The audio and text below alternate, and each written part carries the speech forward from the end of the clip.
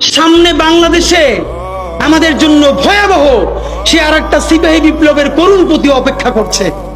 আপনারা অনেকে ভাবতেছেন এইটাও কি সম্ভব? জামাতের ভাইয়েরা অনেকে বুঝে না, বলে কি করে সম্ভব? মনে করাই দেই, শহীদ নিজামী মুজাহিদ সাহেবেরা মন্ত্রী হিসাবে সর্বশেষ যখন সম্ভবত 2006 বা 2007-এও মন্ত্রী ছিলেন, বলেন তো তার কয় বছর পর তাদেরকে ফাঁসি দেওয়া হইল? 10 বছরও লাগে নাই। রানিং ফুল মন্ত্রী ছিল, লক্ষ লক্ষ মানুষ তাদের সাথে ছিল, তাদের মন্ত্রণালয়ে একটা পয়সার দুর্নীতি বের করতে পারে নাই। 10 বছরের মধ্যে মন্ত্রিত্বের পর তাদেরকে ফাঁসি দেওয়া শুধু হয় নাই, তাদের সন্তানরা তাদের জানাজাটা পর্যন্ত পড়তে পারে নাই। সংখ্যা দিয়ে হয় না ভাই, কোটি কোটি মানুষ দিয়ে সবকিছু হয় না। আজকে আপনারা প্রথম আলোর বিরুদ্ধে বলেন, এই যে আসার সময় বলতেছিলাম শায়েক রে, প্রথম আলোর প্যারালাল কাছাকাছি একটা পত্রিকা কি আমরা দাঁড় করাইতে পারছি? অনেকে বলে আমার দেশের কথা, আজকে শুধু বলি, পরশু জানলাম প্রথম আলোর 10 ভাগের 1 ভাগ বিনিয়োগ এবং আর্থিক সংগতি আমার দেশের নাই।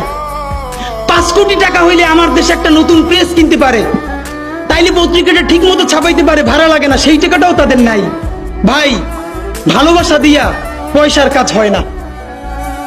50,000 টাকা যে এই লোকটার স্যালারি, এই কাজ যদি 20,000 টাকা দিয়ে করাইতে চান, কোনদিন 50,000 টাকা রিপোর্ট এবং স্কিল আপনি পাবেন না।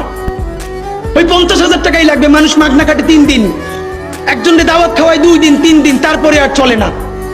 আমাদের আর্থিক যোগ্যতা অর্জন করতে হবে। আমাদের অনেকগুলো প্রতিষ্ঠান লাগবে, একটা প্রতিষ্ঠান না। আমাদের ভাইদের সমস্যা কি জানেন? সে আজকে যদি হাটাজারি মাদ্রাসা দিয়ে কেউ একটা পত্রিকা বার করে, সেই পত্রিকাটাও সে জাতীয় মূলধারা বানাবে না, দেবে দৈনিক হাটাজারি সে বানাবে। মানে কোনো না কোনো ঘুরে ফিরা তার চিন্তায়, মননে, মগজে প্রথমে হয়তো হাটাজারি, সর্বোচ্চ বড় হইলে হেফাজত, এরপরে সর্বোচ্চ বড় হইলে বাংলাদেশের শুধু মুসলমান। ভাইরা, এই মুসলমানের বাইরের যে জনগোষ্ঠী, সেটা কি আপনার না? আপনি ভাবেন এই দেশের আপনি প্রধানমন্ত্রী, তারপরে ভাবেন আপনার জনগোষ্ঠী কারা, আপনি সেরকম চিন্তা করেন। সুতরাং আমি কথায় অনেক ভুলভ্রান্তি বলতে পারি, কিন্তু বিশ্বাস করেন আমার কলিজা চিল্লেও আপনারা শুধু যেটা পাবেন সেটা হইল আমি চক্ষু বন্ধ করে দেখতে পাই।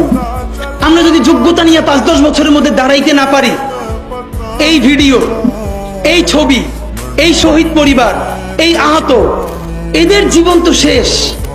এদের পরবর্তী জেনারেশনকে পর্যন্ত কি ভয়ানক গণহত্যার শিকার হইতে হবে আমরা চিন্তাও করতে পারতেছি না। সুতরাং বাংলাদেশের স্বাধীনতার সার্বভৌমত্ব, বাংলাদেশের ইসলাম এবং মুসলমানকে বাঁচাইতে হইলে আমাদেরকে তুমুল যোগ্যতা অর্জন করতে হবে। এই মাদ্রাসা শিক্ষিত জনগোষ্ঠীর মধ্যে হাজার হাজার ছেলে লাগবে যারা CNN-এ, আল জাজিরায় তুমুল ইংলিশে বলতে পারবে,